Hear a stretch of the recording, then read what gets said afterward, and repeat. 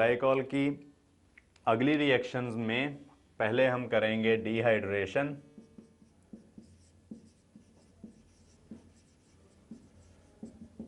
Dehydration reaction ये तो आप जान चुके होंगे कि डिहाइड्रेशन, डी मैंने बताया था नेगेटिव प्रीफिक्स होता है। डिहाइड्रेशन का मतलब है लॉस ऑफ वाटर। तो लॉस ऑफ वाटर जो है वो कई तरीकों से किया जा सकता है। जैसे सबसे पहले हम देखते हैं सिंपली हीट करके।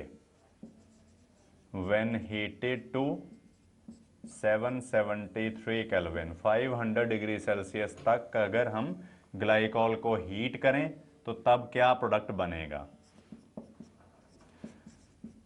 ग्लाइकॉल है बेसिकली ये कंपाउंड और इसको हीट किया गया 773 केल्विन तक। तो यहां से एक वाटर मॉलिक्यूल लूज हो जाएगा, एक कार्बन से OH ग्रुप जाएगा तो दूसरे जगह से सिर्फ हाइड्रोजन जाएगा। तो इस तरीके से एक वाटर लूज हुआ और उसके साथ इस ऑक्सीजन का बॉन्ड बनेगा विद दिस कार्बन। तो हमारे पास एक इथिलीन ऑक्साइड कंपाउंड फॉर्म हो जाएगा। इसको कॉमनली कहा जाता है इथिलीन ऑक्साइड और इपॉक्सी इथेन, ये भी कह देते हैं, और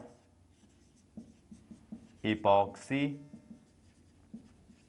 इथेन। तो अगर सिंपली ग्लाइकॉल को हीट किया जाए तो एक वाटर के लॉस के बाद इथिलीन ऑक्साइड और इपॉक्सी इथेन बनते हैं, इपॉक्सी एल्केन्स बेसिकली। फिर इसके बाद दूसरी टाइप की डिहाइड्रेशन हम करते हैं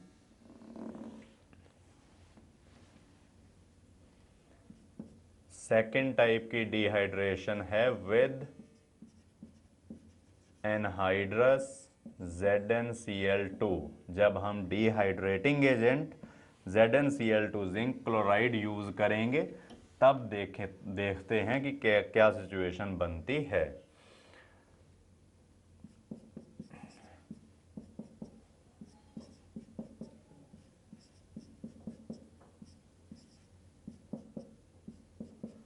तो ये ग्लाइकॉल का मैंने स्ट्रक्चरल फॉर्मूला बना लिया कि कार्बन के जो जितने भी एटम्स अटैच्ड हैं अलग अलग बॉन्ड्स के साथ शो किए हैं। इसमें अगर एनहाइड्रस ZnCl2 डाल के थोड़ा हीट किया जाए तो वन वाटर मॉलिक्यूल यहां से लूज हो जाता है लाइक दिस। एक वाटर निकलेगा, एक बॉन्ड इस कार्बन का ब्रेक हुआ, एक बॉन्ड ऊपर वाली कार्बन का ब्रेक हुआ, तो दोनों कार्बन्स में एक बॉन्ड और फॉर्म हो जाएगा। एक बॉन्ड तो पहले ही है, एक बॉन्ड और अगर फॉर्म हुआ तो मतलब कि दो बॉन्ड्स बन जाएंगे। तो इस तरीके से हम लिख सकते हैं ये सिचुएशन बनेगी।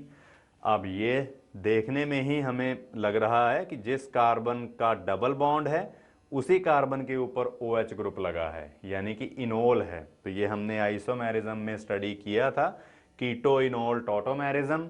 और यहां पर इनोल में जहां इधर OH ग्रुप है तो बीटा कार्बन के ऊपर एक हाइड्रोजन है। कीटो इनोल टॉटोमेरिज्म शो करने के लिए कम से कम एक बीटा हाइड्रोजन होनी तो एसेंशियल होती है। तो आगे हो जाएगी टॉटोमेराइजेशन कि हाइड्रोजन जाएगा इधर और पाई बॉन्ड चला जाएगा ऊपर।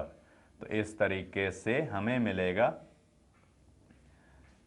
C डबल बॉन्ड OH और नीचे CH3, जिसको हम कॉमनली CH3CHO इस तरीके से लिख लेते हैं। इथेनॉल कंपाउंड या एसिटाल्डिहाइड हमारा प्रोडक्ट जो है वो ऑब्टेन हुआ जब हम डिहाइड्रेशन करें विद एनहाइड्रस ZnCl2। तो डिफरेंट रिएक्शन कंडीशंस में डिहाइड्रेशन करने के बाद क्या हमारे पास प्रोडक्ट्स बनते हैं ये भी याद रखना है कि जब हम सिंपली हीट करें ग्लाइकॉल को up to a temperature of 500 degree Celsius और 773 केल्विन तो तब हमारे पास वो इथिलीन इपॉक्साइड बनता है। और जब हम एनहाइड्रस ZnCl2 ऐड करके उसको हीट करें तो तब एक वाटर मॉलिक्यूल लूज होकर यहाँ पे हमारे पास इथिलीन ग्लाइकॉल पहले बनी है विनाइल अल्कोहल, फिर कीटो इनोल्ट ऑटोमेरिज्म होकर एसिटल्डिहाइड जो है वो बन गया। इस कंपाउंड का नाम हम कॉमनली विनाइल अल्कोहल लिया करते हैं। कॉमन नेम है विनाइल अल्कोहल। फिर इसके बाद तीसरा केस आएगा डिहाइड्रेशन में ही, कि जब हम जो डिहाइड्रेटिंग एजेंट है उसको चेंज कर दें। अब थर्ड केस में हम डिहाइड्रेशन करते हैं with concentrated H2SO4। Concentrated H2SO4 के साथ अगर डिहाइड्रेशन की जाए तो वो किस तरीके से होगी, तो उसके लिए थोड़ा डिफरेंट तरीके से रिएक्टेंट्स को मैं लिख रहा हूं ताकि जो प्रोडक्ट बनना है वो आपको क्लियर हो जाए। 2 इथिलीन ग्लाइकॉल के मॉलिक्यूल्स मैंने ये लिख दिए। इसको कंसेंट्रेटेड H2SO4 डाल के डिस्टिल करना है, डिस्टिल करना होगा। डिस्टिलेशन की जब, तो यहां से 2 वाटर मॉलिक्यूल लूज हो जाएंगे, यानी कि 2 इथिलीन ग्लाइकॉल मॉलिक्यूल्स मिलकर 2 वाटर लूज करेंगे। इस तरह से एक बॉन्ड ऑक्सीजन का ब्रेक हुआ और एक बॉन्ड इस कार्बन का ब्रेक हुआ, दोनों एटम्स में एक नया बॉन्ड फॉर्म हो जाएगा और इसी तरीके से यहां से भी एक वाटर मॉलिक्यूल लूज हो जाएगा। तो जो हमारे पास प्रोडक्ट मिलेगा हमें वो होगा कुछ इस तरह से। एक साइक्लिक कंपाउंड बनेगा जिसमें ईथर लिंकेज होगा, यानी कि कार्बन और ऑक्सीजन में सिंगल बॉन्ड्स के साथ, +2 मोल्स ऑफ वाटर। इसको कहा जाता है कॉमनली 1,4 डाइऑक्सेन। 1,4 क्यों? क्योंकि ऑक्सीजन जो है एक तो पहला एटम है, 1, 2, 3 और 4 एक चौथा एटम है, तो इसलिए 1,4 डाइऑक्सेन इसको बोला जाता है। नो डाउट ये हम नेमिंग नहीं इसकी कर रहे, जैसे IUPAC नॉमेनक्लेचर में तो ऑक्सीजन को हम नंबर नहीं देते, पर ये डाइऑक्सेन्स में या साइक्लिक ईथर्स में ऑक्सीजन की पोजीशन जस्ट शो करने के लिए हम नंबर कर लेते हैं। तो इस कंपाउंड को कॉमनली 1,4 डाइऑक्सेन कहा जाता है। अब अगर डिहाइड्रेशन करने के लिए जो हम डिहाइड्रेटिंग एजेंट ऐड कर रहे हैं वो चेंज कर दिया जाए, जैसे हम यूज करें with concentrated H3PO4, phosphoric acid डाल के अगर हम डिहाइड्रेशन करें तो फॉस्फोरिक एसिड उतना स्ट्रांगली डिहाइड्रेटिंग नहीं होता, तो वो 2 वाटर मॉलिक्यूल्स नहीं एब्स्ट्रैक्ट कर पाएगा, सिर्फ एक ही करेगा।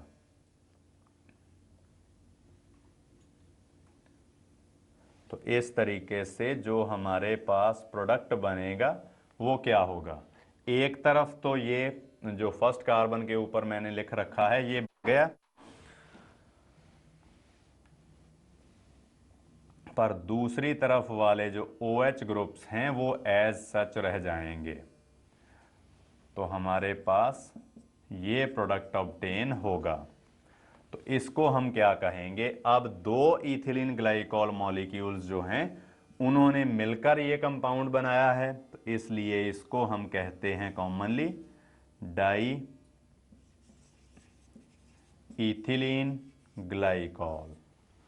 तो अगर डिहाइड्रेशन की जाए विद कंसेंट्रेटेड H3PO4 तब हमें ऑब्टेन होता है डाई इथिलीन ग्लाइकॉल। तो इस तरीके से जो फोर्थ या लास्ट डिहाइड्रेशन रिएक्शन है वो हमने स्टडी की कि किस तरीके से डिफरेंट प्रोडक्ट्स बनते हैं। अगर हम सिंपली हीट करें ग्लाइकॉल को अप टू 500 डिग्री सेल्सियस तो तब हमारे पास इपॉक्सी एल्केन बना। अगर हम एनहाइड्रस ZnCl2 की प्रेजेंस में हीट करें तो तब हमारे पास एसिटल्डिहाइड बना था। और अगर डिहाइड्रेशन हम करें विद कंसेंट्रेटेड H2SO4 तो 1,4 डाइऑक्सेन, और dehydration with concentrated H3PO4 gives us diethylene glycol. फिर इनके बाद जो लास्ट रिएक्शन है ग्लाइकॉल की वेरी इंपॉर्टेंट है, that is oxidation. Oxidation reactions. तो इसकी भी आगे कई टाइप्स हैं। जैसे सबसे पहले हम करेंगे स्टडी कि oxidation with concentrated nitric acid, concentrated HNO3, इसके साथ कैसे ऑक्सीडेशन होगी। तो इसके लिए थोड़ा स्पेशल वे में हम लिखेंगे रिएक्शन को। आप भी उसी तरीके से ही लिख लेना। पहले ये हेडिंग लिखो, फिर उसके बाद मैं जैसे लिखवाऊंगा रिएक्शन, मतलब कम से कम वो आधा पेज आपकी कॉपी का यूज़ होगा। तो इसलिए आधा पेज जहाँ पे खाली हो आप वहीं पे लिखना। अगर आपका पेज पूरा होने वाला हो तो नेक्स्ट पेज पे ये रिएक्शन लिख लेना। और जो हाफ पेज हमने यूज़ करना है उसके बिल्कुल मिडल में हम लिखेंगे ग्लाइकॉल का फॉर्मूला। कंसेंट्रेटेड नाइट्रिक एसिड जो है ये प्रोवाइड करेगा नेसेंट ऑक्सीजन। तो नेसेंट ऑक्सीजन जो है वो OH ग्रुप की ऑक्सीडेशन करके इसको एल्डिहाइड ग्रुप में कन्वर्ट कर देती है। तो हमें मिल जाएगा ये वाला कंपाउंड। तो जब हम ऑक्सीडेशन करेंगे तो कई हमारे पास डिफरेंट कंपाउंड्स बनेंगे। तो इन सभी कंपाउंड्स के नेम्स भी आपको याद होने चाहिए। जैसे अभी जो कंपाउंड बना है इसका नाम है ग्लाइकोलिक एल्डिहाइड।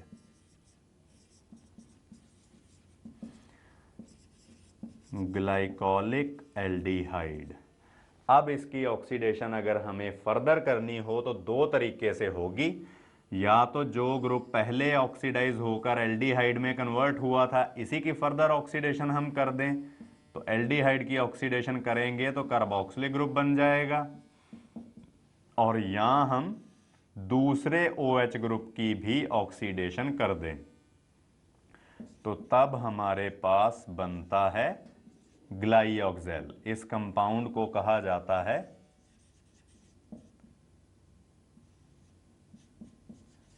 ग्लाइऑक्सेल। जो ऊपर वाला कंपाउंड है that is called glycolic acid. तो ये बना ग्लाइकोलिक एसिड। फिर इसके बाद इसकी फर्दर ऑक्सीडेशन करनी है तो OH ग्रुप है जो वो ऑक्सीडाइज होगा और कन्वर्ट हो जाएगा इनटू एल्डिहाइड ग्रुप। और इधर एक एल्डिहाइड ग्रुप की ऑक्सीडेशन होकर वो कार्बोक्सिलिक ग्रुप में कन्वर्ट हो जाएगा। अब ये अगर नीचे भी COOH ही होता तो तब तो हम इसको ऑक्सैलिक एसिड बोलते। अब ये ग्लाइऑक्सेल के नेक्स्ट आता है इसलिए इसको हम बोलते हैं बेसिकली ग्लाइऑक्सैलिक एसिड। और फिर लास्ट स्टेप होगा इसकी फर्दर ऑक्सीडेशन करके हम ऑक्सैलिक एसिड प्रिपेयर कर लेंगे। ऑक्सैलिक एसिड के बारे में तो आपको पता ही है कि ये ऑक्सैलिक एसिड का फॉर्मूला है ऑक्सैलिक एसिड। तो इस तरीके से आप देखते हो कि कैसे जब हमने कंसेंट्रेशन विद कंसेंट्रेटेड HNO3 की, ऑक्सीडेशन विद कंसेंट्रेटेड HNO3 की, तो हमारे पास कितने डिफरेंट जो प्रोडक्ट्स हैं वो बने। तो पहले मैंने लिखवाया था कि विद कंसेंट्रेटेड HNO3। तो नाइट्रिक एसिड के साथ अगर हम ग्लाइकोल की ऑक्सीडेशन करें तो हमारे पास मिक्सचर ऑफ डिफरेंट प्रोडक्ट्स बनेगा। Glycolic aldehyde, glycolic acid, glyoxal, glyoxalic acid और ऑक्सैलिक एसिड। इतना कुछ हमारे पास जो प्रोडक्ट्स हैं वो ऑब्टेन होंगे। तो एक तरीका तो हुआ ऑक्सीडेशन का ये। फिर उसके बाद आएंगे अगले दो मेथड जो करते हैं ऑक्सीडेटिव क्लीवेज। तो वो हम देखते हैं कि अब किस तरीके से प्रोसीड करेगी रिएक्शन।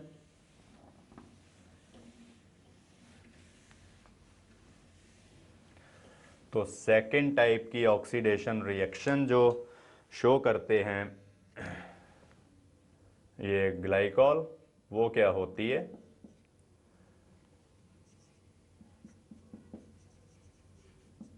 ऑक्सीडेशन विद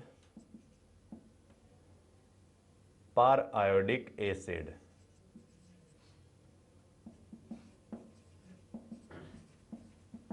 पर आयोडिक एसिड का फॉर्मूला होता है HiO4। तो HiO4 डाल के किस तरीके से रिएक्शन होगी ये हमें देखना है अभी।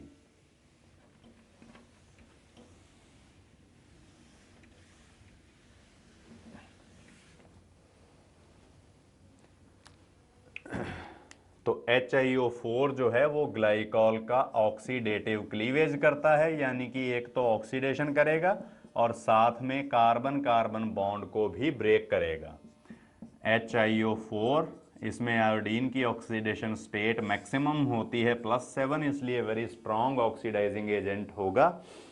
तो इसकी ऑक्सीडेशन अगर हम करें अब, तो यहाँ पे जो कार्बन कार्बन बॉन्ड है ये भी ब्रेक हो जाएगा और अल्कोहलिक ग्रुप की ऑक्सीडेशन होगी अगर, तो एल्डिहाइड बनेगा। तो हमें मिलेगा एक ऊपर एक कार्बन वाला एल्डिहाइड यानी कि फॉर्मेल्डिहाइड, और नीचे भी एक कार्बन वाला एल्डिहाइड यानी कि फॉर्मेल्डिहाइड ही ऑब्टेन होगा। प्लस जो ऑक्सीडाइजिंग एजेंट हुआ करता है उसकी अपने आप तो रिडक्शन हो जाती है, तो ये रिड्यूस होकर बनाएगा आयोडिक एसिड। HiO3 को बोला जाता है आयोडिक एसिड। और साथ में जो एक हाइड्रोजन यहां से गया और एक हाइड्रोजन यहां से गया, ये वाटर फॉर्म करेंगे। तो इस तरीके से ऑक्सीडेटिव क्लीवेज होगा जब हम इथिलीन ग्लाइकॉल को ट्रीट करते हैं विद HiO4 पर आयोडिक एसिड या लेड टेट्राएसीटेट। और साथ में आपको ये भी याद रखना है कि ऑक्सीडेटिव क्लीवेज जब भी किया जाएगा ये किस टाइप की जो कंपाउंड्स हैं उनका होगा। तो आप लिख सकते हो oxidative cleavage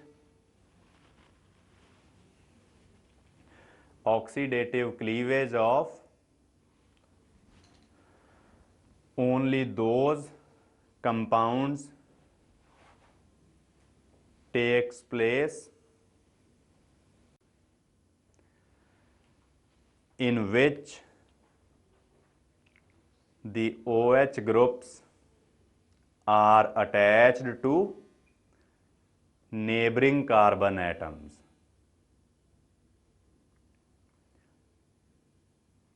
Or in other words,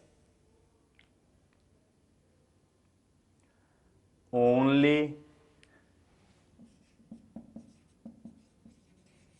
vicinal diols, vicinal का मतलब होता है नेबरिंग कार्बन के ऊपर और डाइओल का मतलब दो OH groups. Only vicinal diols undergo oxidative cleavage when treated with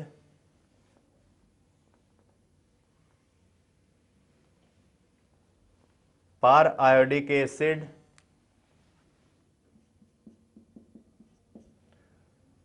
और lead tetracetate।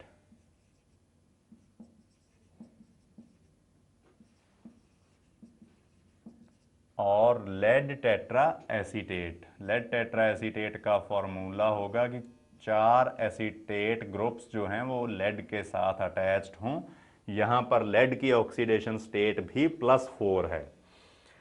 तो अगर हम पर आयोडिक एसिड की बजाय यूज करें लेड टेट्रा एसीटेट तो इसका भी फंक्शन बिल्कुल सिमिलर होगा कि ये भी ग्लाइकॉल का ऑक्सीडेटिव क्लीवेज करेगा। तो यहां पर लेड की ऑक्सीडेशन स्टेट है +4, तो इसकी रिडक्शन होकर बन जाएगी +2। ग्लाइकॉल की तो ऑक्सीडेशन हो गई, रिमूवल ऑफ हाइड्रोजन, तो इसकी रिडक्शन होकर बन जाएगा लेड डाई एसीटेट, यानी कि 2 एसिटाइल ग्रुप एसीटेट ग्रुप्स इसके साथ लगे होंगे और लेड की ऑक्सीडेशन स्टेट हो गई +2। साथ में 2 जो एसीटेट ग्रुप्स थे वो बना देंगे एसिटिक एसिड ही, जो 2 हाइड्रोजन्स हमने ग्लाइकॉल से रिमूव की हैं। तो +2 एसिटिक एसिड मॉलिक्यूल्स। तो इस तरीके से जो हमारे पास विसिनल डाइओल है उसका ऑक्सीडेटिव क्लीवेज हो जाएगा। तो ऑक्सीडेटिव क्लीवेज चाहे हम यूज़ करें लेड टेट्राएसीटेट या हम यूज़ करें पर आयोडिक एसिड, दोनों केसेस में ही हो जाएगा। तो यही रिएक्शन हम फर्दर भी स्टडी करते हैं कि क्या प्रोडक्ट्स बनेंगे आफ्टर ऑक्सीडेटिव क्लीवेज।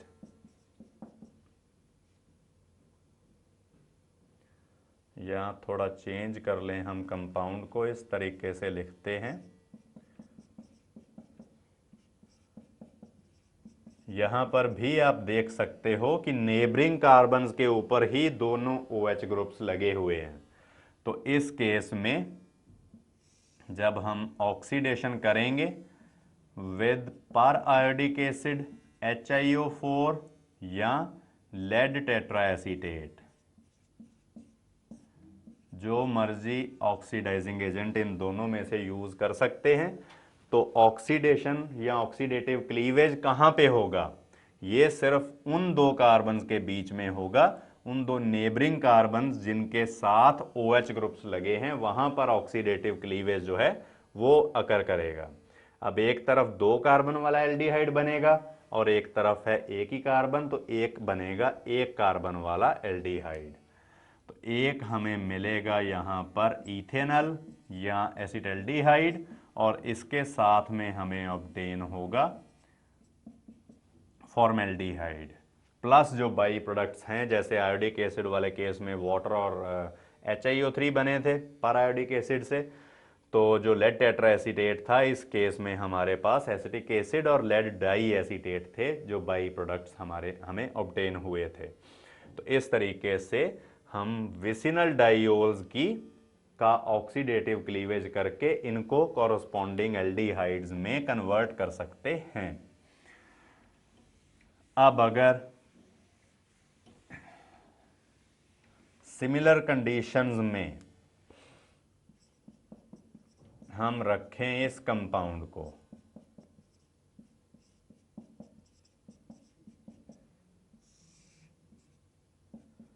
इसमें ऐड करें लेड पर आयोडिक एसिड और लेड टेट्राएसीटेट,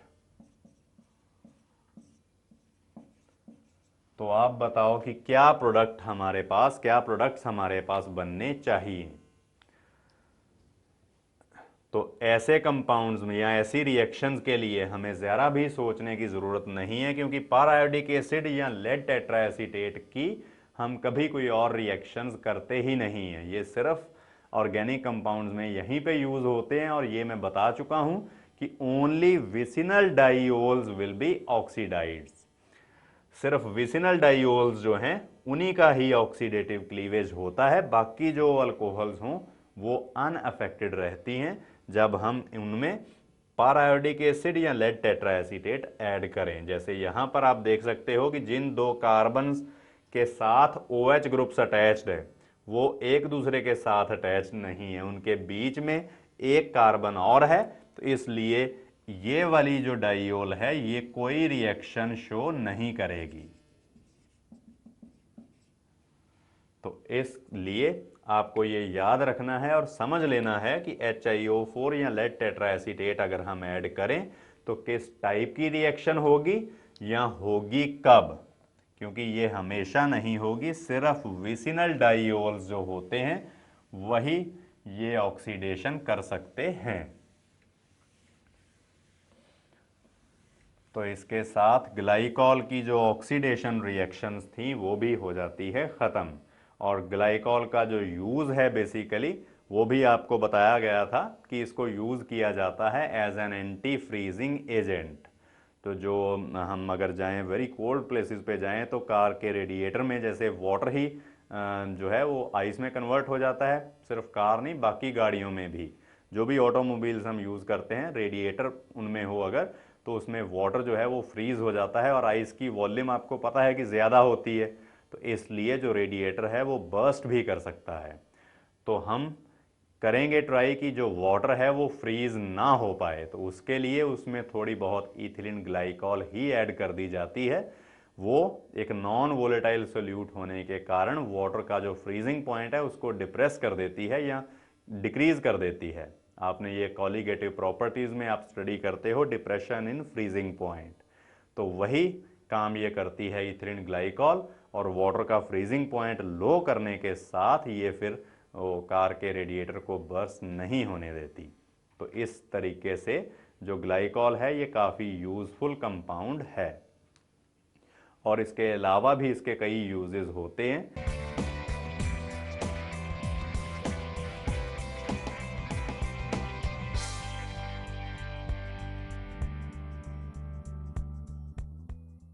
के बाद हम अगला पॉलीहाइड्रोक्सी डेरिवेटिव जो है वो स्टडी करेंगे, वो होता है ये glycerol.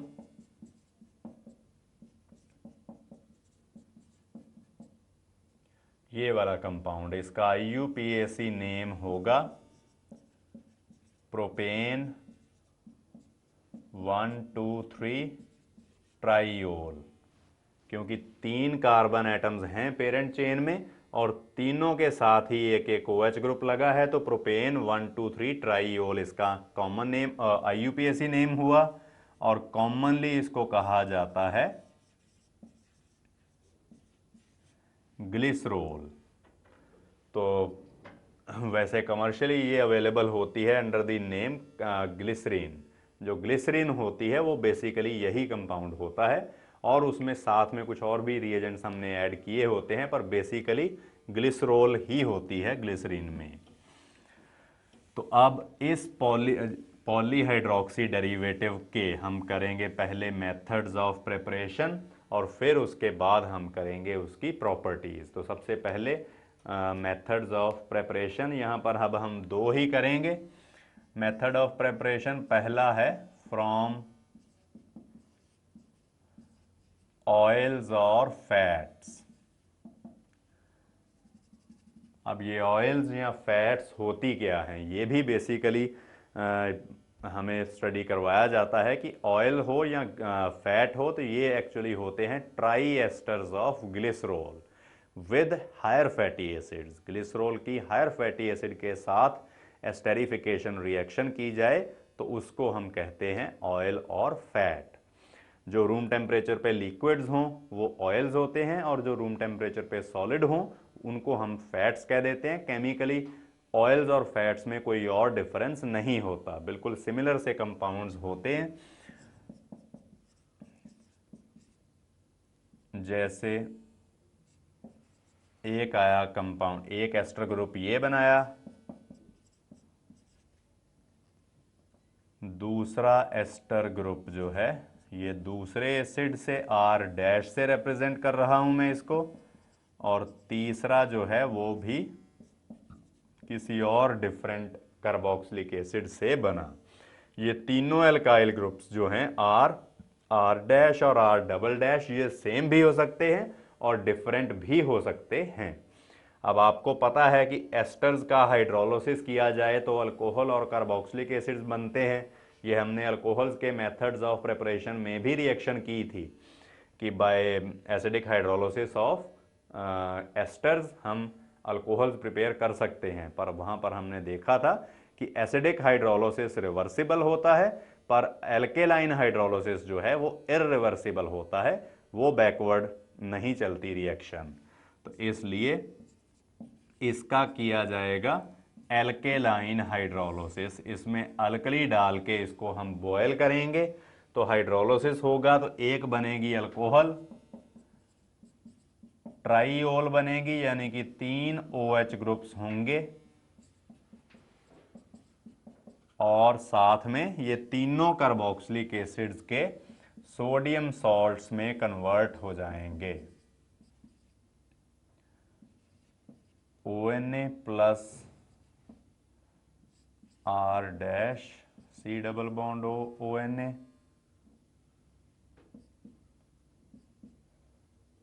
Plus R' C double bond ONA। इस तरीके से ये रिएक्शन होगी।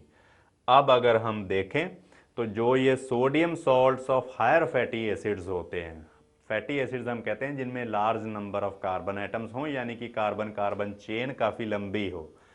अगर एटलीस्ट 15 कार्बन एटम हो इस एल्काइल ग्रुप में तो तभी वो सोप्स का काम करते हैं, चाहे सोडियम सॉल्ट हो चाहे पोटेशियम सॉल्ट हो, तो इनको हम कॉमनली सोप्स कहा करते हैं।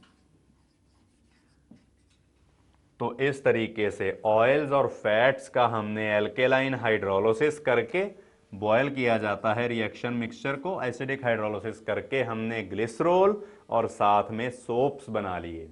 तो कमर्शियली जो सोप की प्रिपरेशन होती है वो इसी तरीके से की जाती है, इसलिए इस रिएक्शन को नाम दे दिया गया सेपोनिफिकेशन रिएक्शन। Saponification reaction. तो इसमें चाहे जो तीनों एल्काइल ग्रुप सेम हो चाहे डिफरेंट हो, तो उसी के मुताबिक ही हमें या तो सेम सोडियम सॉल्ट मिलेगा या डिफरेंट, पर काम ये सभी सोप्स का ही करेंगे। ऑयल या फैट में जो कार्बोक्सिलिक एसिड यूज़ किया जाता है वो तो होता ही काफ़ी लॉन्गर होता है, बड़ा उसका मॉलिक्यूलर साइज होता है। तो इस तरीके से एल्केलाइन हाइड्रोलिसिस करके हम ऑयल्स और फैट्स का जो ग्लिसरॉल है वो बना सकते हैं। फिर इसके बाद सेकंड मेथड आता है, दैट इज फ्रॉम प्रोपिलीन।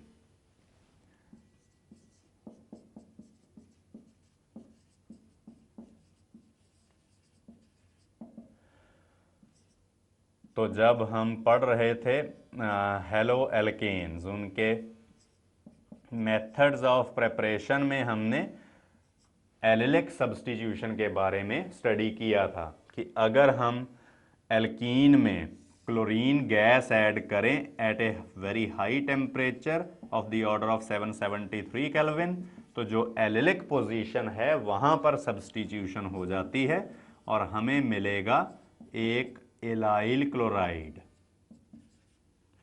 ये वाला कंपाउंड मिला, इसका कॉमन नेम होता है एलाइल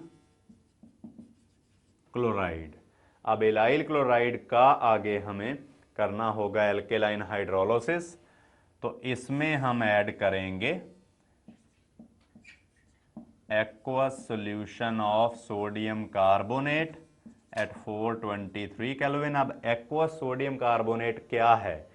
जो सोडियम कार्बोनेट है ये एक weak acid carbonic acid H2CO3 और स्ट्रॉन्ग बेस NaOH का सॉल्ट है, तो इसलिए ये हुआ Na2CO3 है salt of weak acid with a strong base, तो इसका हाइड्रोलाइज्ड सॉल्ट सॉल्यूशन होगा एल्केलाइन। एल्केलाइन यानी कि NaOH देगा वो, तो वो यहां पर रिएक्शन करके इस क्लोरीन को रिप्लेस कर देगा बाय OH ग्रुप। तो हमारे पास एलाइल अल्कोहल का एक मॉलिक्यूल जो है वो फॉर्म हो जाएगा। एलाइल अल्कोहल, साथ में जो CO2 और वाटर हैं वो तो लूज होंगे ही होंगे। फिर इसके बाद इसमें हम ऐड करेंगे HOCl, हाइपोक्लोरस एसिड। ये भी आपको पता है कि क्लोरीन को जब वाटर में डिसॉल्व किया जाता है तो तब HOCl और HCl बनते हैं, तो वही HOCl अब यहां पर रिएक्शन करके इस कंपाउंड को कन्वर्ट करेगा इनटू दिस। एक तरफ जाएगा OH ग्रुप तो दूसरी तरफ जाएगा यहां पर Cl। तो फिर इसके बाद इसका फिर से करना होगा एल्केलाइन हाइड्रोलिसिस, चाहे तो NaOH यूज कर लें या aqua solution of sodium carbonate, तो हमारे पास जो ग्लिसरॉल है वो ऑब्टेन हो जाएगी। तो इस तरीके से आपने देख लिया कि एक पहला हमने किया था सेपोनिफिकेशन रिएक्शन, उससे भी ग्लिसरॉल बना ली, और दूसरा थोड़ा कमर्शियल मेथड ऑफ प्रिपरेशन है कि जिसमें हमने पहले प्रोपीन में एलिलिक सब्स्टिट्यूशन करके एलाइल क्लोराइड बनाया, फिर क्लोरीन को OH ग्रुप से रिप्लेस करवा के एलाइल अल्कोहल फॉर्म की, फिर उसके बाद हमने HOCl और एल्केलाइन हाइड्रोलिसिस किया। HOCl पहले ऐड किया, फिर एल्केलाइन हाइड्रोलिसिस किया, तो हमारे पास जो ग्लिसरॉल है वो ऑब्टेन हो जाती है। फिर इसकी अगर 100% हमें कमर्शियल प्रिपरेशन ही करनी हो, सिंथेसिस करना हो, सिंथेसिस आपको पता है कि preparation of molecule from its elements होता है। पहले हम कार्बन ग्रेफाइट का पाउडर और हाइड्रोजन गैस वो हम इलेक्ट्रिक आर्क में से पास करते हैं, टेम्परेचर उनका अबाव 3000 डिग्री सेल्सियस होता है, तो उससे हमें मिलती है एसिटिलीन। फिर उसका हम, अगर मैं आपको जो सिंथेसिस है वो रिएक्शन ही लिखकर बताऊं, यहाँ पर एलाइल क्लोराइड आपने देखा था, उसके आगे तो हम यही मेथड यूज करेंगे, पर उससे पहले जो एसिटिलीन का सिंथेसिस है वो किस तरह से होगा कि carbon graphite plus hydrogen electric arc में से पास करेंगे तो हमें मिलेगी एसिटिलीन। इसमें सोडियम मेटल डाल के अगर हीट करेंगे तो हमें मिल जाएगा सोडियम एसिटिलाइड। फिर सोडियम एसिटिलाइड में अगर हम यूज करें से ब्रोमोमीथेन यूज किया तो अब हमें मिलेगा एक मॉलिक्यूल प्रोपाइन का, और फिर उसमें अगर हम रिडक्शन करें by adding hydrogen and Lindlar's catalyst तो ये भी आपने देखा था कि लिंडलर्स कैटलिस्ट अगर हम यूज करें तो जो रिडक्शन होती है वो एल्कीन स्टेज पर ही स्टॉप हो जाती है। और इसके आगे हमने कर लिया था मेथड ऑफ प्रिपरेशन कि इसको एलाइल क्लोराइड में कन्वर्ट करके फिर हमने इस कंपाउंड को ग्लिसरॉल में कन्वर्ट कर लिया था। तो बिल्कुल अगर सिंथेसिस देखना हो तो ये हमने शुरू किया था फ्रॉम कार्बन एंड हाइड्रोजन। तो प्योर एलिमेंट से एक कंपाउंड की फॉर्मेशन को ही सिंथेसिस कहा जाता है।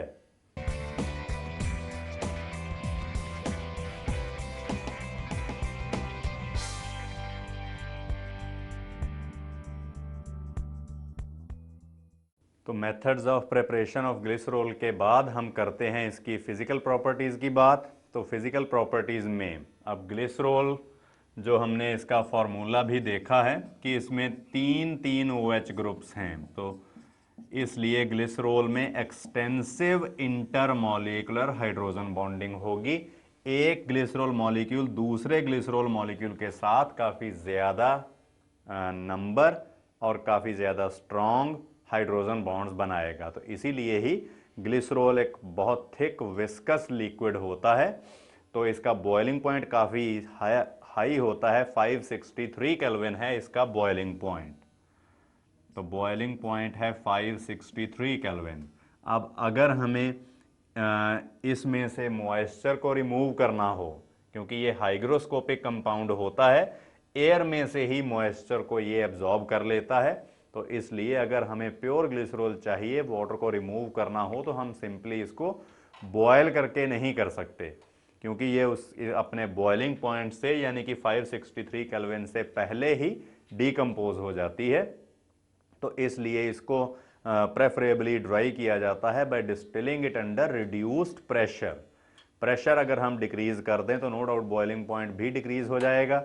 तो रिड्यूस्ड प्रेशर के अंडर इसको डिस्टिल करके हम इसको थोड़ा बहुत प्योरीफाई कर सकते हैं, और वाटर के साथ तो ये फ्रीली मिसिबल है और हाइग्रोस्कोपिक है, बड़ी स्ट्रॉन्ग ये, तो इसीलिए ही इसको यूज़ किया जाता है कई बार एज ए डिहाइड्रेटिंग एजेंट भी। फिर इसके बाद इसकी हम करते हैं केमिकल प्रॉपर्टीज़। इसमें केमिकल प्रॉपर्टीज से पहले अगर हम ग्लिसरॉल की स्ट्रक्चर देखें तो जिस पहले OH ग्रुप जो जिस कार्बन के साथ लगा है, इसके साथ एक ही कार्बन और लगी है, यानी कि ये वाली कार्बन है प्राइमरी कार्बन। फिर उसके बाद ये जो नीचे वाला कार्बन है CH2 ग्रुप वाला, इसके साथ भी एक ही कार्बन और लगी है, तो ये भी है प्राइमरी कार्बन। और मिडल वाली जो कार्बन है, इसके दोनों तरफ एक एक कार्बन लगी है, और अगर किसी कार्बन के साथ दो और कार्बन लगे हों तो उसको हम सेकेंडरी बोलते हैं। तो इसी तरीके से हम अल्कोहलिक ग्रुप्स को भी स्पेसिफाई कर सकते हैं कि ग्लिसरॉल में दो प्राइमरी अल्कोहलिक ग्रुप्स हैं, OH ग्रुप्स हैं, और एक सेकेंडरी OH ग्रुप है। तो इसी के मुताबिक ही इसकी कुछ केमिकल रिएक्शंस जो हैं वो भी अफेक्टेड होंगी। जैसे सबसे पहले हम करते हैं रिएक्शन विद सोडियम। ये ऐसी ही रिएक्शन हमने ग्लाइकॉल में भी की थी, जो एसिडिक नेचर शो करती थी ग्लाइकॉल का। तो उसी तरीके से यहां पर ग्लिसरॉल का एसिडिक जो नेचर है वो शो किया जाएगा इसी रिएक्शन के द्वारा ही।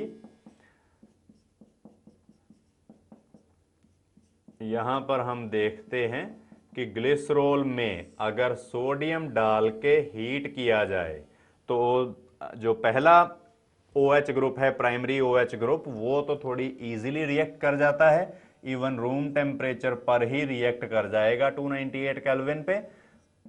Half mole of hydrogen lose होगी and we will get monosodium salt of glycerol. Glycerol का मोनोसॉल्ट यानी कि एक ही OH ग्रुप जो है वो रिएक्ट करेगा, वहां पे सॉल्ट बनेगा। अब अगर दूसरा OH ग्रुप भी रिएक्ट करवाना हो तो ये हमने ग्लाइकॉल में भी स्टडी किया था कि हमें हायर टेम्परेचर की जरूरत पड़ेगी। तो इस केस में टेम्परेचर चाहिए होता है 373 केल्विन के आसपास, यानी कि 100 डिग्री सेल्सियस के करीब। तो तब जाके दूसरा जो प्राइमरी OH ग्रुप है वो भी रिएक्ट कर जाएगा, पर जो सेकेंडरी OH ग्रुप है ये वाला ग्रुप रिएक्ट ही नहीं करता, क्योंकि ऊपर भी O नेगेटिव से इलेक्ट्रॉन्स आएंगे, नीचे से भी O इलेक्ट्रॉन से इलेक्ट्रॉन जाएंगे। तो इस ऑक्सीजन को अगर बैक साइड से कार्बन से इतने ज्यादा स्ट्रांगली इलेक्ट्रॉन डेंसिटी मिलेगी तो हाइड्रोजन से ये खींचेगी बहुत कम। तो OH बॉन्ड जो है सेकेंडरी अल्कोहलिक ग्रुप का OH बॉन्ड, ये ऑलमोस्ट नॉन पोलर हो जाता है, इसलिए बहुत स्ट्रांग होता है। तो सेकेंडरी OH ग्रुप जो है वो पार्टिसिपेट ही नहीं करता रिएक्शन में। तो आप एक लाइन लिख सकते हो इसके लिए, the secondary OH group does not react at all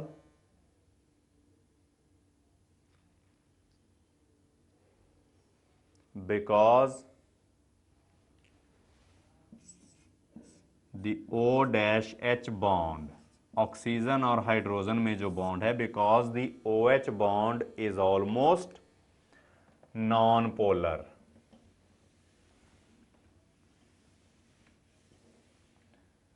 the OH bond is almost non polar. तो हमने एक रिएक्शन ग्लिसरॉल की कर ली, reaction with sodium. Next reaction हम करते हैं सेकंड,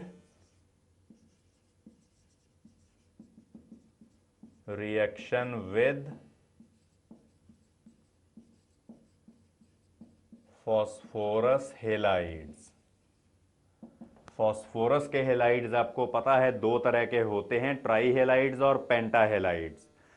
अब अगर पेंटा हेलाइड हम यूज करें जैसे PCl5, तो PCl5 के बारे में भी आपको कितनी बार बता चुका हूं कि ये 2 क्लोरीन देकर एक ऑक्सीजन एब्स्ट्रैक्ट कर लेता है। अब यहां पर जो ग्लिसरॉल है उसमें 3 OH ग्रुप्स हैं, तो हमें 3 ऑक्सीजन खींचने के लिए फिर 3 मॉलिक्यूल्स ऑफ PCl5 जो हैं उसकी ज़रूरत होगी। तो 3 मोल अगर हम PCl5 यूज़ करें तो वो ग्लिसरॉल के तीनों OH ग्रुप्स को क्लोरीन के साथ रिप्लेस कर देगा, और साथ में 3 मॉलिक्यूल बन जाएंगे हमारे पास POCl3 के, और 3 मॉलिक्यूल ही HCl गैस के। तो इस तरीके से ये रिएक्शन जो है वो प्रोसीड करती है। अब अगर हमें रिएक्शन करनी हो PCl3 के साथ, तो PCl3 के साथ इसकी रिएक्शन भी बिल्कुल जैसे हमने पहले मेथड किए हुए हैं वैसे ही होगी। PCl3 में मैंने आपको बताया था कि PCl3 तीनों क्लोरीन एटम्स को 3 OH ग्रुप्स के साथ रिप्लेस कर लेता है, तो इसलिए PCl3 का यहां पर एक ही मोल यूज होगा। तो जो ग्लिसरॉल में 3 हाइड्रोक्सिल ग्रुप्स थे, ये तीनों के तीनों क्लोरीन के साथ रिप्लेस हो जाएंगे, और साथ में हमारे पास फॉस्फोरस के साथ तीनों हाइड्रोक्सिल ग्रुप्स आगे लग जाएंगे। तो ये भी मैंने बताया था कि जो इसका ट्राई हाइड्रोक्साइड है फॉस्फोरस का, इसको जिस तरीके से मैंने लिखा हुआ है ऐसे नहीं लिखना चाहिए, क्योंकि अगर POH थ्राइस हम लिखें तो it may appear to be a base, जबकि ये बेस तो होता ही नहीं है, ये होता है एक एसिड। तो इसलिए इसको एसिड के जैसा फॉर्मूला बनाकर H3PO3, जैसे H2SO4 लिखा होता है सल्फ्यूरिक एसिड, उसी तरह से ही साथ में फॉस्फोरस एसिड हमें ऑब्टेन होता है, फॉस्फोरस एसिड। तो इस तरीके से फॉस्फोरस हेलाइड्स के साथ मैंने रिएक्शन बताई, फॉस्फोरस के क्लोराइड्स के साथ, पेंटाक्लोराइड के साथ भी और ट्राइक्लोराइड के साथ भी। जैसे ट्राइक्लोराइड के साथ रिएक्शन हुई, बिल्कुल वैसे ही ट्राइब्रोमाइड्स और ट्राई आयोडाइड्स के साथ भी रिएक्शन होगी। जैसे हम PbR3 के साथ अगर रिएक्शन करें तो PbR3 भी मैंने आपको बताया था कि एक highly reactive, highly unstable compound होता है। इसकी इन सीटू प्रिपरेशन करनी पड़ती है by the action of red phosphorus and bromine. Red phosphorus की मैंने बताया था एटॉमिसिटी 4 होती है, P4 की फॉर्म में होता है। तो P4 + 6Br2 करके हम 4PbR3 बनाते हैं, और जैसे ही PbR3 बना वो इमीडिएटली जो OH ग्रुप्स हैं ग्लिसरॉल के, उनको ब्रोमीन के साथ रिप्लेस करके ये 1 2 3 ट्राई ब्रोमोप्रोपेन में कन्वर्ट कर देगा। तो इसी तरीके से अगर हम रिएक्शन करें विद फॉस्फोरस ट्राई आयोडाइड, तो अगर PbR3 की इन सीटू की प्रिपरेशन करने की ज़रूरत थी तो Pi3 के लिए तो होगी ही होगी। तो यहाँ पर Pi3 की इन सीटू प्रिपरेशन की जाती है by the action of red phosphorus over iodine. तो जो हमारे पास तीनों OH ग्रुप्स थे ग्लिसरॉल के, वो रिप्लेस हो जाते हैं बाय आयोडीन। तो माइनस यहां पर हम लिख लेते हैं फॉस्फोरस एसिड। क्यों? क्योंकि नेबरिंग कार्बन्स के ऊपर जो आयोडीन अगर लगे हों तो वो कंपाउंड स्टेबल नहीं होता, इसकी डीआयोडीनेशन बड़ी फास्ट या स्पॉन्टेनियसली हो जाती है। कभी भी दो नेबरिंग कार्बन्स के ऊपर दो आयोडीन्स नहीं लगे रहते। तो एक I2 का मॉलिक्यूल लूज हुआ तो हमें ये वाला कंपाउंड जो है वो मिलेगा। असल में कौन सा कंपाउंड है ये? एलिलिक पोजीशन पर जाके आयोडीन लगाया है, तो इसको हम कहते हैं एलाइल आयोडाइड। तो ये वाला कंपाउंड हमें ऑब्टेन होगा अगर हम Pi3 के साथ इस कंपाउंड की ग्लिसरॉल की रिएक्शन करवाएं। फिर हम करते हैं reaction with HCl। Third reaction है ये। अब HCl के साथ अगर रिएक्शन करनी हो तो तब हम ये दो तरीके से रिएक्शन करेंगे। एक केस हम स्टडी करेंगे कि जब HCl थोड़े अमाउंट में यूज़ किया जाए, और एक रिएक्शन करेंगे जब हम HCl को एक्सेस में यूज़ करें। तो अगर हम HCl को थोड़े कम अमाउंट में यूज़ करें तब सिर्फ एक OH ग्रुप जो है वो रिप्लेस होता है। ग्लिसरॉल में से हम HCl गैस जो है वो पास करते हैं एट 383 केल्विन।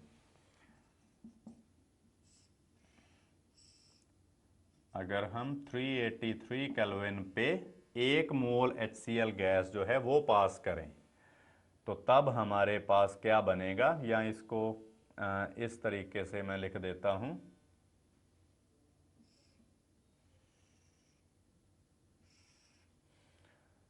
यहां पर HCl गैस एक, तो एक OH ग्रुप जो है वो रिप्लेस होगा, बाकी के एज सच रह जाएंगे।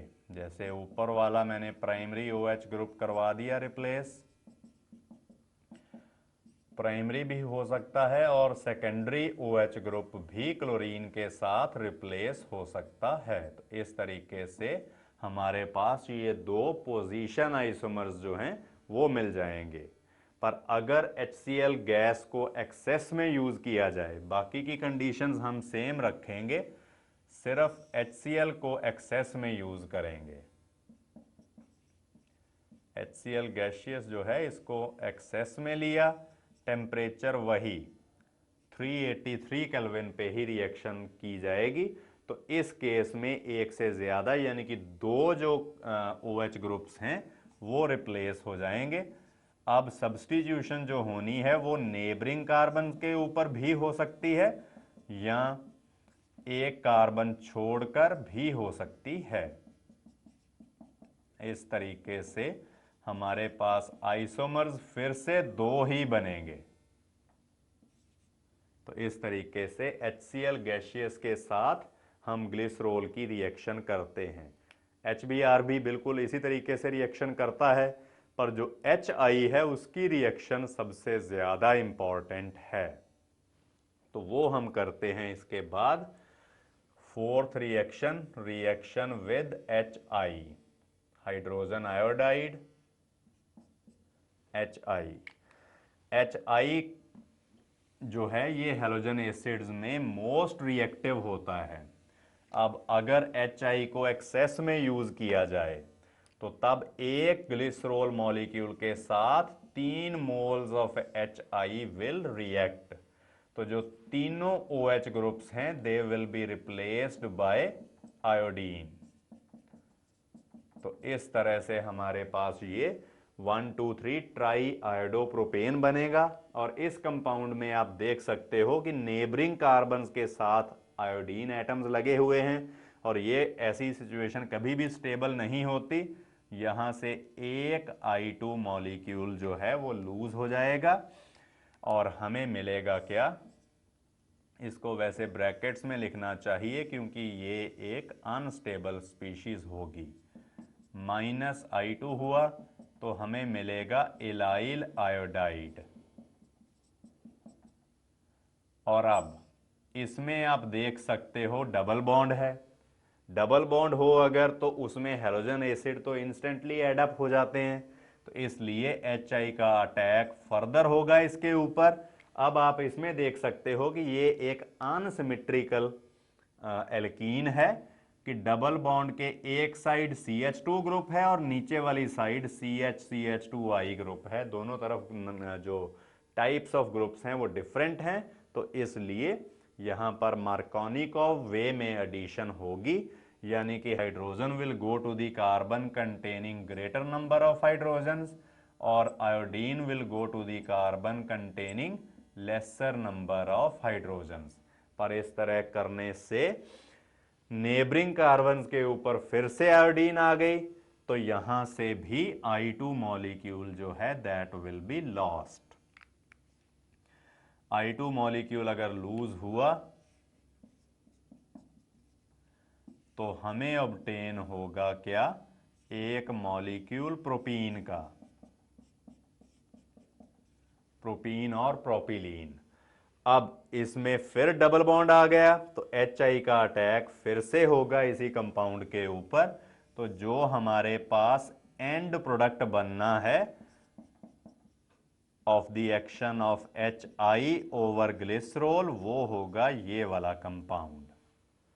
मार्कोनिकॉव वे में hydrogen will go to the carbon containing greater number of hydrogens and negative part और iodine goes to the carbon containing greater lesser number of hydrogen atoms.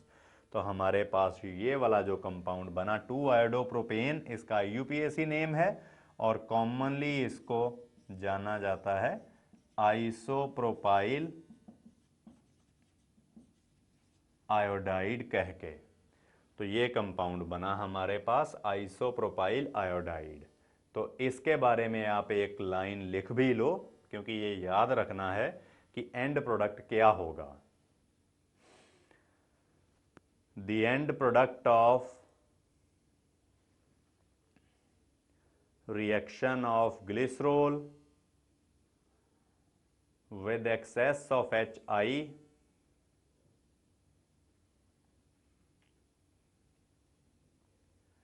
is 2-iodopropane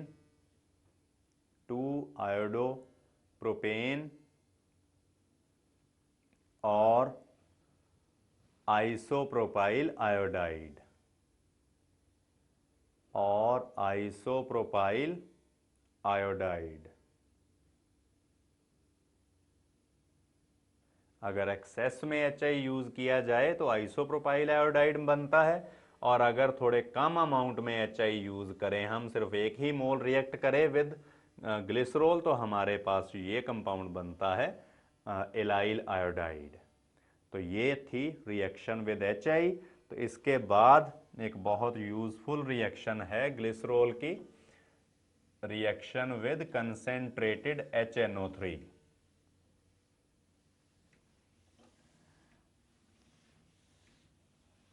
ये एक ऐसी chemical reaction है जिससे बेइंतहा royalty मिली थी जिस scientist ने ये रिएक्शन सजेस्ट की थी, इसकी नाइट्रेशन। तो आप नेक्स्ट रिएक्शन लिख सकते हो, उसका heading 5th reaction with HNO3, reaction with nitric acid और HNO3। तो हमने ग्लाइकॉल की भी रिएक्शंस की थी HNO3 के साथ। तो HNO3 के साथ जब रिएक्शन कर रहे थे ग्लाइकॉल की, तो उसमें हमने साथ में कंसेंट्रेटेड H2SO4 भी यूज किया था। तो यहां पर हम यूज करेंगे HNO3 concentrated in the presence of concentrated H2SO4। तो यहां से एक H रिप्लेस होकर NO2 ग्रुप जो है वो जाके लग जाता है, और हमें क्या मिलता है, तीनों ऑक्सीजन के साथ NO2 ग्रुप जो है वो जाके लग जाएगा।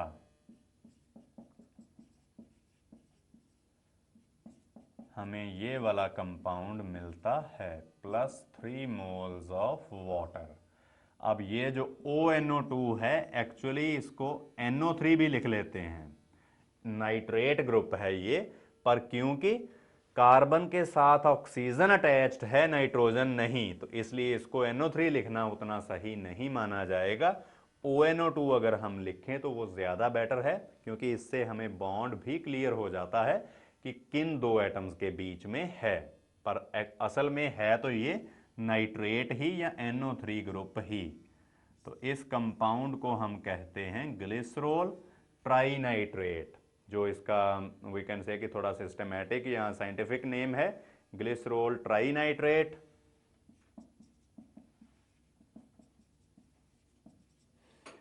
कॉमनली इसको कहा जाता है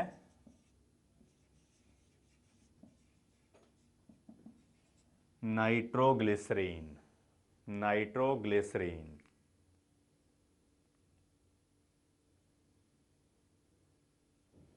तो ये नाइट्रिक एसिड के साथ इसका ट्राई एस्टर है ग्लिसरॉल का। तो इसके आगे आप लिख सकते हो nitroglycerine is a pale yellow oily liquid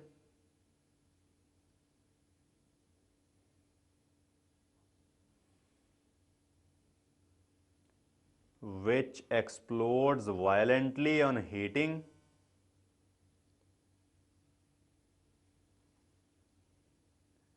releasing a large volume of gases।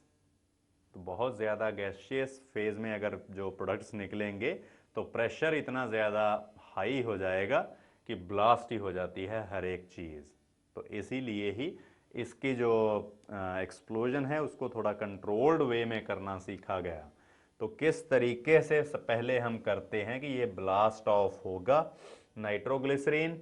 इस कंपाउंड का फॉर्मूला जो ये मैं ब्लू सर्कल से दिखा देता हूं, ये जो कंपाउंड है नाइट्रोग्लिसरीन, इसको हम किस और मॉलिक्यूलर फॉर्मूला अगर इसका सिंपल लिखना हो तो कैसे लिखेंगे, कितने कार्बन हैं इसमें, 3, C3,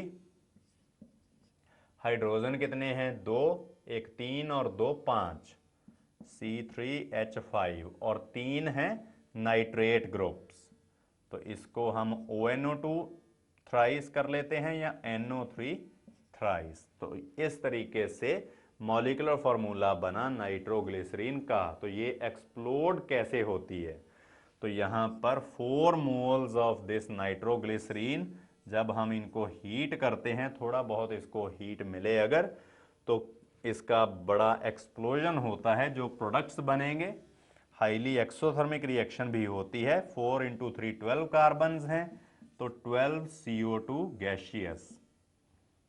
फिर 12 ही नाइट्रोजन एटम्स हैं, तो फिर इसका नाइट्रोजन एटम से बन जाती है NO2,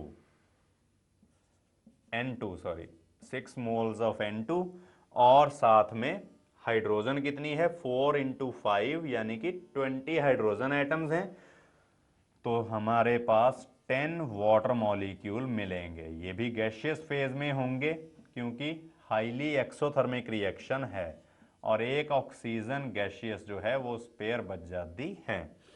पहले आप देख रहे हो कि एक भी गैशियस नहीं है, ये पेल येलो ऑयली लिक्विड बताया था मैंने, लिक्विड है, तो यहां पर 12 + 6 18 + 10 28 + 1 29 गैशियस मोल्स बने। और स्टेट्स ऑफ मैटर में या गैशियस स्टेट में आप स्टडी करते हो कि pressure is directly proportional to number of moles.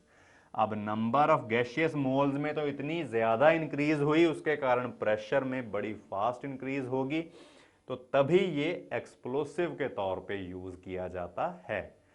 अब इसकी हैंडलिंग थोड़ी सी डिफिकल्ट होगी क्योंकि लिक्विड है, तो उसको हैंडल करना थोड़ा डिफिकल्ट होता है, तो इसलिए इसको थोड़ा सिस्टमेटिक वे में हम चेंज करके यूज करते हैं डायनामाइट की फॉर्म में। तो आप लिख सकते हो a mixture of nitroglycerin, a mixture of nitroglycerin, ammonium nitrate, mixture of nitroglycerin and ammonium nitrate absorbed on the surface of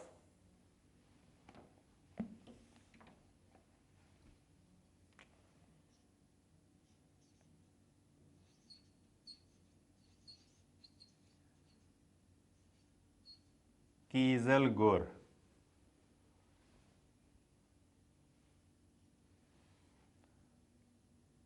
bracket में आप लिख सकते हो कीजल गुर क्या है, it is a porous earth, highly porous मिट्टी जैसी होती है ये कीजल गुर, उसमें एब्जॉर्ब कर लेते हैं।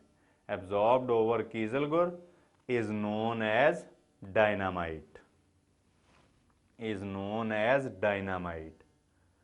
तो डायनामाइट नो डाउट एक्सप्लोसिव है, खतरनाक है, पर यूजफुल कामों के लिए भी इसको बहुत ज़्यादा यूज़ किया गया, क्योंकि किसी भी हिल स्टेशन में अगर रोड्स वगैरह बनानी हो, या आजकल तो चलो नई तो कम बनती हैं, जो पुरानी रोड्स हैं वहाँ पर लैंडस्लाइड्स हो जाते हैं कई बार रेनी सीजन में, तो उसको उड़ाने के लिए जो रोड के ऊपर मलबा इकट्ठा हुआ होता है, तो ड्रिल करके एक होल करते हैं, उसमें इस डायनामाइट की रॉड को फिट करके एक्सप्लोड करवा देते हैं, तो इतना हाई प्रेशर डेवलप होता है कि जो कुछ भी आसपास होता है डायनामाइट की रॉड के, वो सारा कुछ ब्लास्ट ऑफ हो जाता है, उड़ जाता है वहाँ से।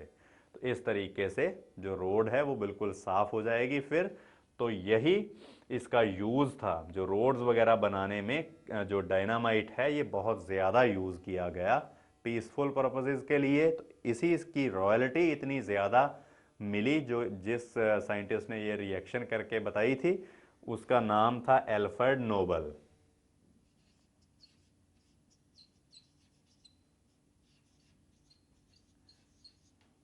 और मरते टाइम उसकी ये एक विश कर गया कि जो मेरी इनकम है, जितनी भी मेरी प्रॉपर्टी है, तो उससे हर साल नोबल प्राइज़ दिए जाएं। तो नोबल प्राइज़ जो हैं वो सबसे ज़्यादा, जो हमारे पास कह सकते हैं कि अमाउंट वाले प्राइजेज हैं, कि इनसे बड़ा प्राइज़ कोई नहीं होता। 6 फील्ड्स में हर साल दिए जाते हैं, तो वो सारी जो नोबल प्राइज़ की हर साल डिस्ट्रीब्यूट होते हैं, उसका जो सोर्स है वो सारी इसी एक केमिकल रिएक्शन की कमाई है। तो इस तरीके से हम देख सकते हैं कि डायनामाइट जो है ये कितना यूजफुल कंपाउंड हमारे लिए हुआ। तो डायनामाइट के बाद हम 6th रिएक्शन करते हैं इसकी एस्टेरिफिकेशन विद मोनोकार्बोक्सिलिक एसिड्स, कि जो ग्लिसरॉल है इसकी मोनो कार्बोक्सिलिक एसिड के साथ भी हम रिएक्शन करेंगे, फिर डाई कार्बोक्सिलिक एसिड के साथ भी करेंगे। तो सबसे पहले हम करते हैं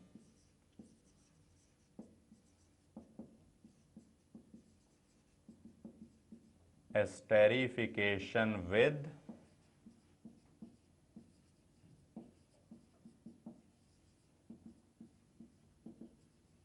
मोनोकार्बोक्सिलिक एसिड्स।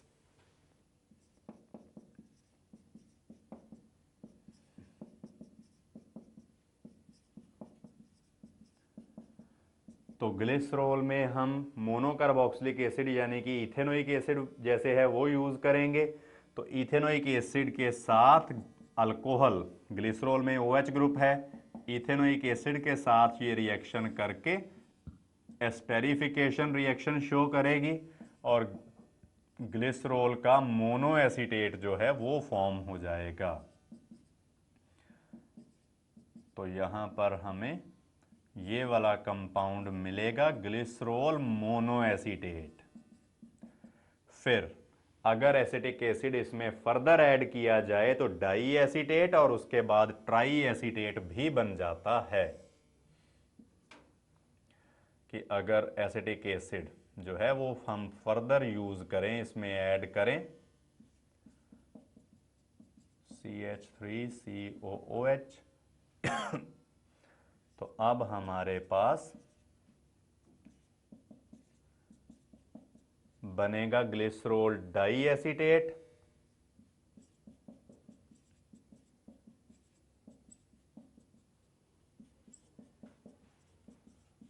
और अगर एसिटिक एसिड और ज्यादा अवेलेबल करवाया जाए तो तीसरा OH ग्रुप जो है वो भी एस्टेरिफिकेशन रिएक्शन शो करके ग्लिसरॉल ट्राई एसीटेट जो है वो बना देगा।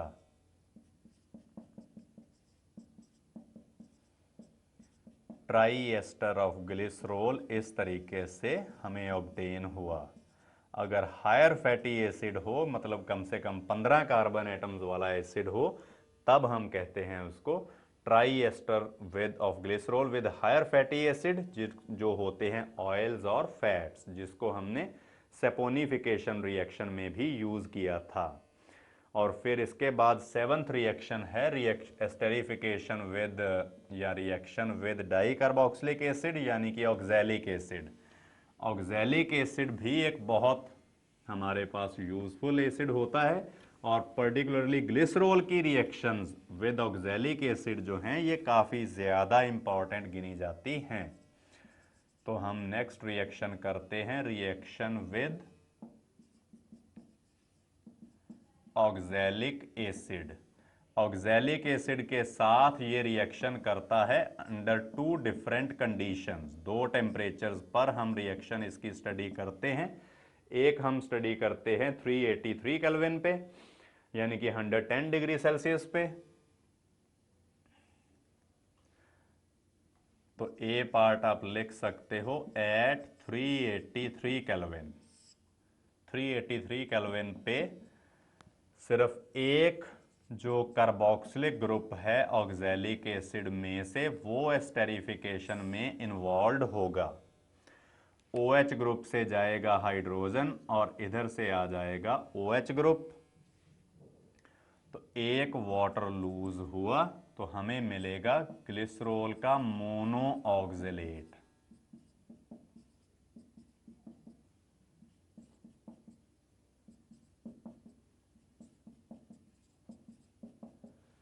ग्लिसरॉल मोनो ऑक्सलेट मिला तो इसको अगर थोड़ा हीट किया जाए तो इसमें से CO2 लूज हो जाएगी।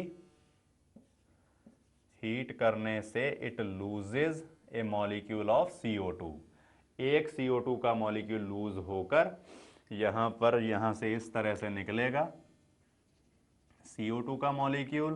तो ये वाला कार्बोक्सिलिक ग्रुप डायरेक्टली अटैच हो जाएगा टू दी कार्बन। तो इसके साथ इसको इस तरह से भी लिख सकते हैं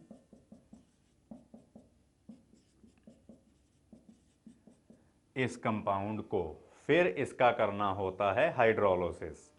अब अगर इसका हाइड्रोलिसिस करें, हम वाटर डाल के इसको बॉयल करें, हीट करें, तो ऊपर वाले ग्रुप कार्बन को हम यहाँ पर मिल जाती है OH ग्रुप, और हाइड्रोजन चला जाता है विद कार्बोक्सिल ग्रुप, और हमें मिलता है फॉर्मिक एसिड या HCOOH, मीथेनोइक एसिड। तो एट 383 केल्विन जो हमने रिएक्शन की ऑक्सैलिक एसिड की विद ग्लिसरॉल, उसका यूज क्या है? बेसिकली सिंपल सा इसका यूज है कि ग्लिसरॉल को अगर ऑक्सैलिक एसिड को अगर फॉर्मिक एसिड में कन्वर्ट करना हो तो हम इस रिएक्शन को यूज कर लेते हैं, क्योंकि ग्लिसरॉल जो है वो तो लास्ट स्टेप में रीजनरेट हो गई है, तो इस रिएक्शन में ग्लिसरॉल कंज्यूम नहीं हुई। जो चेंज हुई है वो सिर्फ ये है कि ऑक्सैलिक एसिड जो है वो फॉर्मिक एसिड में कन्वर्ट हो गया है। तो आप लिख सकते हो एक लाइन,